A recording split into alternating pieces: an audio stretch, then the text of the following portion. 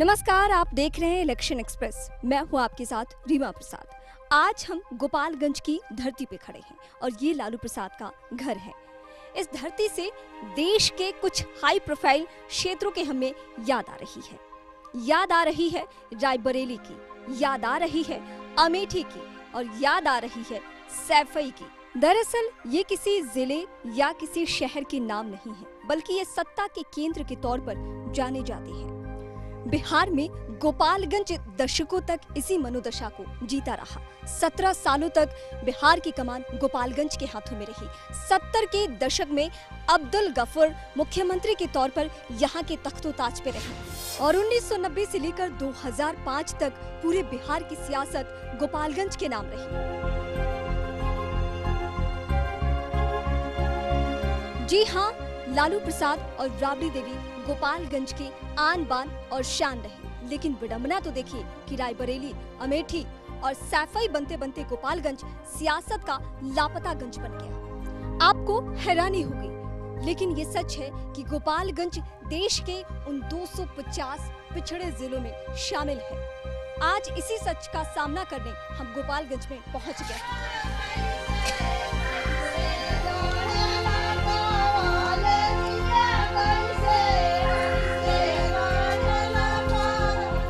इस वक्त हम लालू प्रसाद के गांव में खड़े हैं, यानी फुलवरिया में खड़े हैं। इस गांव के बड़े बुजुर्ग कहते हैं कि जब लालू प्रसाद पर कोई भी सियासी संकट हो तो वो इस जगह पे आकर बैठते हैं, बड़े बुजुर्गों से बात करते हैं, उन्हें सुकून मिलता है और फिर वो वापस लौट जाते हैं। आइए इस गाँव के कुछ लोगों से हम बातचीत करते हैं। कम से कम 6 महीना साल भर, जब उनका मर्जी की बात है, अपना घर है, जब मर्जी किया तब चल देते हैं वहाँ से। काम हुआ है इस गाँव के लिए?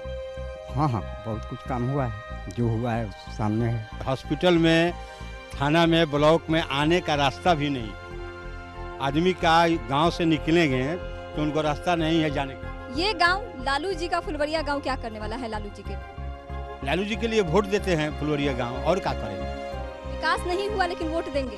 क्या करेंगे? लेकिन आज 10 साल से रोड टूटा हुआ है, आज तक नहीं बना। नीतीश जी चाहे लालू जी का हम लोग समर्थन किए, लेकिन वो लोग इतना नाकामयाब निकले कि हम लोगों की आशा तभी नहीं गई। जैसे हम लोग पढ़े थे कि ऊपर ऊपर पी जाते हैं जो पीने वाले हैं और कहते हैं कि ऐसे ही जीते हैं जो जीने वाले हैं। उन लोगों की परिभाषा यही है। वो लोग गरीब को क्या समझेंगे? विधायक जी, माननीय विधायक जी 2 बार, एक बार जीते, आश्वासन दिए, लिख दिए, काम नहीं हुआ, फिर वही अटक गया। विकास का ढिढोरा पीट रहे हैं और हमको लगता है कि देवापुरी दौलत सब जा रहा है। स्कूल तो है लेकिन उसमें टीचर नहीं है। जाकर देखिए, मुलायम सिंह यादव गांव से सफाई है और वहाँ की तुलना और यहाँ की तुलना आप कर लीजिए। लालू जी ने इस गांव के लिए अपना फर्ज नहीं निभाया, लेकिन आप निभाएंगे? हम लोग निभाएंगे। तो ये गांव का मिजाज है, ये सियासत का मिजाज है, जहां लोग कह रहे हैं कि लालू जी ने अपना फर्ज निभाया न निभाया, लेकिन हम अपना फर्ज निभाएंगे, हम उन्हें वोट जरूर देंगे।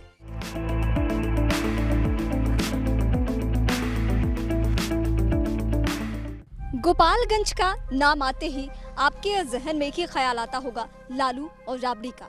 लेकिन ऐसी एक विरासत से हम आपको रूबरू करवा रहे हैं जो अपने आप में ही बेहद रोचक है। ये जो रनवे आपको दिख रहा है, ये सव्या एयरपोर्ट है। दरअसल द्वितीय विश्व युद्ध के दौरान इसका इस्तेमाल किया जाता था, लेकिन उसके बाद धीरे धीरे वक्त गुजरता गया और ये सव्या एयरपोर्ट अपना अस्तित्व खोता गया। हालांकि चुनाव के वक्त ये मुद्दा बनता है, लेकिन होता कुछ नहीं है। स्थानीय लोग अब इसको सड़क की तरह इस्तेमाल कर रहे हैं। अगर इसकी भी दशा सुधर जाती तो तस्वीर शायद बदल जाती। आप लोग चाहते हैं, आप लोग स्थानीय लोग हैं, कि इसकी दशा सुधर जाए? सुधर जाए तो और अच्छा ही। वोट किन मुद्दों पे देंगे? जो पार्टी, जो हम लोग का काम वाले होंगे उनको देंगे। जो असली रूप में आ जाए, फिर से हवाई अड्डा बन जाए। नेताजी ने कभी कुछ आश्वासन दिया है यहाँ के लिए? तो कुछ अभी तो नहीं सुनवाई हुआ है। कुछ चुनाव सर पे है, अब नेताजी आप लोगों के पास भी आएंगे वोट मांगने के लिए, तो इस मुद्दे को उठाएंगे आप लोग? हाँ, जरूर उठाएंगे इसको। गोपालगंज जिले के लिए कितना बड़ा मुद्दा है ये सव्या एयरपोर्ट? सव्या एयरपोर्ट यदि बन जाए तो इस इलाके के साथ साथ पूरे जिले का विकास होगा। यहाँ के लोगों को विदेश यात्रा करने के लिए, कहीं जाने के लिए लखनऊ और पटना जाना पड़ता है। चुनाव में कभी मुद्दा बनता है? हाँ, चुनाव में कई बार मुद्दा बना है। इसमें पूर्व सांसद पूर्णवासी राम हमारे यहाँ हुआ करते थे, उन्होंने इस पर आवाज़ उठाई थी। उसके बाद फिर यह जो है ठंडे बस्ते में चला गया। इस बार फिर चुनाव सर पे है, आप लोग क्या करने वाले हैं इसके लिए? इसे मुद्दा बनाने वाले हैं या इसके बारे में जानने वाले? हाँ, यह बिल्कुल मुद्दा बनाया जाएगा। इसको सब यहाँ हवाई अड्डा को निश्चित रूप से मुद्दा बनाया जाएगा। इसके नाम पे वोट पड़ेगा? हाँ बिल्कुल। आपको लगता है इस बार जो आश्वासन मिलेगा उन आश्वासनों में, उन दावों में दम होना चाहिए? उम्मीद तो हम यही करते हैं। चलिए, उम्मीद ये भी करते हैं और उम्मीद हम भी कर रहे हैं। किसी और विधानसभा क्षेत्र में चलते हैं।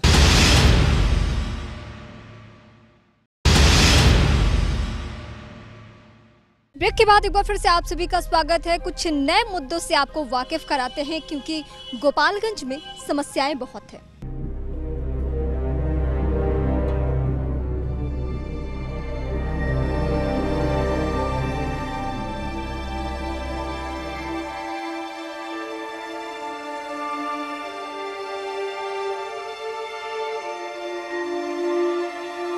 ये विकराल रूप जो आप देख रहे हैं, ये गंडक नदी है।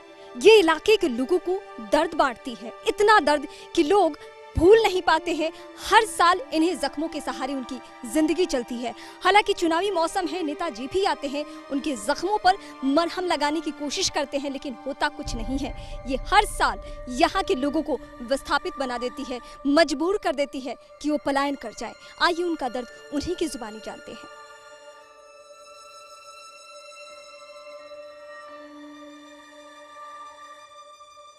दर्द सिर्फ इस घर में इतना नहीं कि ये कच्चा मकान है, ये फूस का घर है।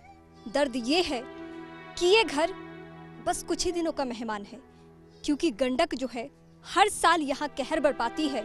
घर इसी तरीके से सज जाते हैं और हर साल ये घर उजड़ जाते हैं, क्योंकि इस घर में पानी जब जाता है। और ये विस्थापितों का दर्द है, ये उन लोगों का दर्द है जो एक साल नहीं बल्कि हर साल झेलते हैं। आइए उनके दर्द को समझते हैं, क्योंकि ये बढ़ चले बिहार की तस्वीर है। ये उस बिहार की तस्वीर है जिसे परिवर्तन चाहिए।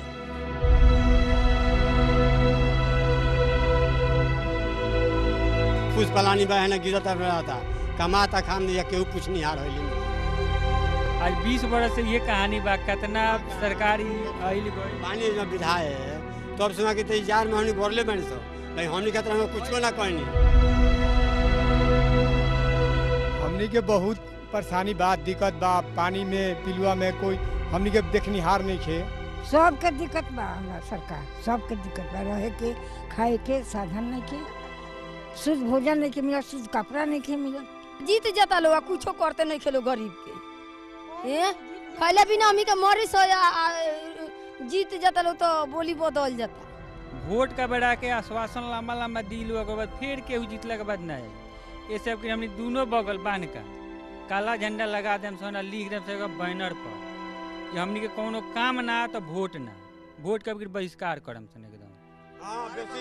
बेसी दबाव कर में तो दरिया में कूदम से दोसर रुपया कौन बाटे बाटे, गोली हाथ में नहीं खे तो हमने के केहू गोली चलाए तो हम दरिया में ये जान सुन बाकी कोई पर निचार हमनी ना कर। तो तमाम चुनावों की एक कड़वी सच्चाई ये है कि आज तक कुछ नहीं हुआ है। इन विस्थापितों के लिए तो कुछ नहीं हुआ है। यही कड़वी सच्चाई है लोगों की। जब आपने बातें सुनी तो किसी और दर्द से हम आपको रूबरू करवाएंगे। आगे बढ़ते हैं। गोपालगंज जिले में जो सबसे बड़ी समस्या है वो ये भी है कि यहाँ के किसान ईख की खेती तो खूब करते हैं, लेकिन चीनी मिलें यहाँ पे ठप है। चीनी मिल नहीं होने की वजह से किसान मरने की हालत में है। उन्हीं से उनकी हालत को जानते हैं। ये बताइए, गन्ना की खेती आप लोग करते हैं लेकिन चीनी मिल सब बंद है, उसके वजह से कितनी परेशानी होती है? चीनी मिल तो सब बंद हो गई और एक मात्र चीनी मिल चल रही है। आपको सिद्धवलिया वाले ये मना करते हैं किसान से, किसान का शोषण कर रहे हैं। पेमेंट टाइम से नहीं हो रहा है, समस्या बहुत अनेक प्रकार की समस्या है। पिछले साल जो भी किसान अपना गन्ना का बिक्री किए हैं आज तक पेमेंट नहीं हुआ।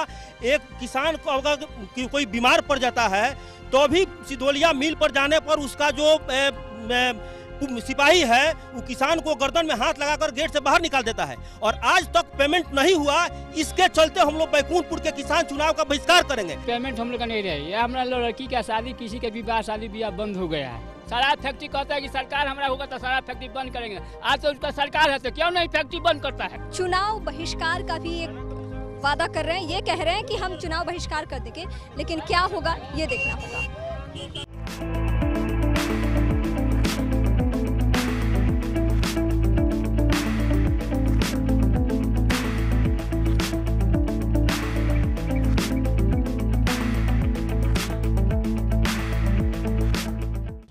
बैकुंठपुर विधानसभा क्षेत्र का राजापट्टी है। ये शराब फैक्ट्री है। हालांकि जब इसका निर्माण हो रहा था तो लोग बेहद खुश थे कि रोजगार के अवसर मिलेंगे, लोगों को रोजगार मिलेगा, लेकिन ऐसा हुआ कुछ नहीं। लोगों का जीना मुहाल हो गया। जो इलाके के लोग हैं वो बेहद प्रभावित हैं और बेहद इस फैक्ट्री की वजह से खौफजदा है। इस फैक्ट्री का जो जहरीला कचरा है वो खेतों में ले जाकर ये टंकी के द्वारा गिरा देते हैं। फसल तो नष्ट होता ही है, साथ साथ जीव जंतु भी उसका पानी पीते हैं, पानी पीने के बाद मर जाते हैं। इस फैक्ट्री के चारों तरफ बस्ती है, लोगों के आंख में धूल झोंक करके फैक्ट्री लगाया गया। आज इतना परेशान है कि इसका धुआं जो जहरीला निकल रहा है, लोगों को दम घुटता है, दामा जैसा महसूस होता है। और यहाँ आस पड़ोस की जो पानी नाले से बह करके नदी तालाब में जाती है, पीने की जो पानी की समस्या है उसका एहतियातन आप लोग क्या कर रहे हैं? क्योंकि अब तो पानी में कुछ ऐसा हो गया है जिसकी वजह से आपको मुश्किल हो रही है। अभी तो 25 फीट से लेकर 45 फीट नीचे जो पानी है वो दूषित हो गया है, पीने लायक नहीं है। जो भी पानी वो पीता है वो बीमारी का शिकार होता है। फैक्ट्री को लेकर जो गाइडलाइंस है, जो कंपनी फॉलो नहीं कर रही है, जो फैक्ट्री फॉलो नहीं कर रही है, उसको लेकर क्या कुछ होना है ये देखना बेहद दिलचस्प होगा। हालांकि दूसरे विधानसभा का हम रुख करते हैं जहाँ पे समस्याएं और भी है।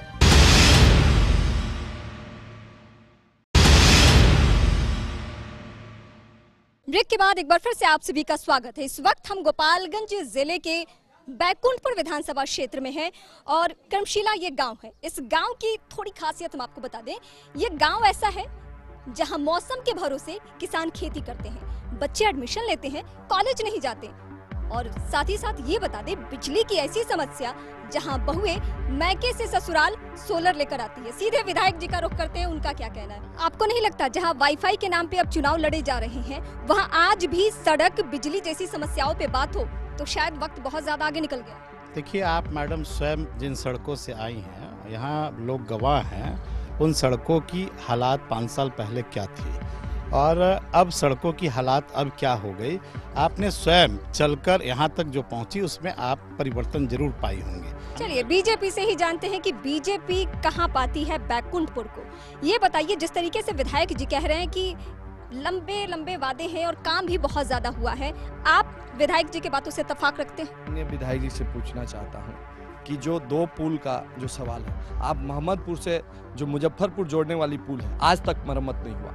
आज भी 68 साल की आज़ादी में आज भी हमारे इस बैकुंठपुर के बच्चे आसमान के नीचे पढ़ने के लिए मजबूर हैं। वहाँ विद्यालय की व्यवस्था नहीं है, 2 शिफ्टों में पढ़ाई हो रही है।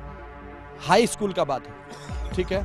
कृषि का समस्या है, हमारे यहाँ नदी बगल से गुजर रही है, लेकिन आज भी बोरिंग का व्यवस्था नहीं हुआ, जो या तो सुखाड़ होता है या तो दहाड़ होता है। पब्लिक हमारे साथ है, पब्लिक से भी हम जानते हैं कि क्या मुद्दे हैं। आप युवा हो, ये बताओ कि यहाँ पे रोजगार की समस्या है, बहुत सारी समस्या है, कहाँ पाते हो इस क्षेत्र को? यहाँ पे तो अभी तक रोजगार का कोई सुविधा नहीं है, ना कोई उद्योग है और ना ही कोई बिजनेस का कोई साधन है। विकास नहीं हो रहा इस गाँव का, इस एरिया का।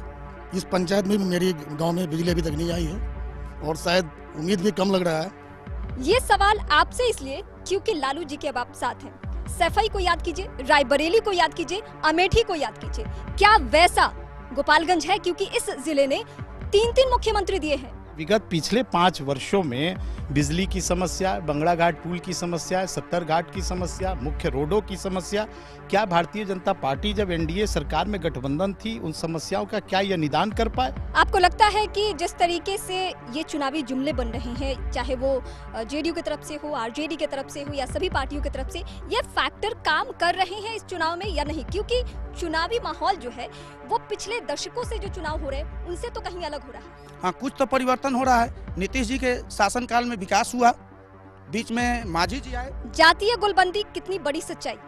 यह तो इस बार असंभव लग रहा है कि जातीय गोलबंदी होगी।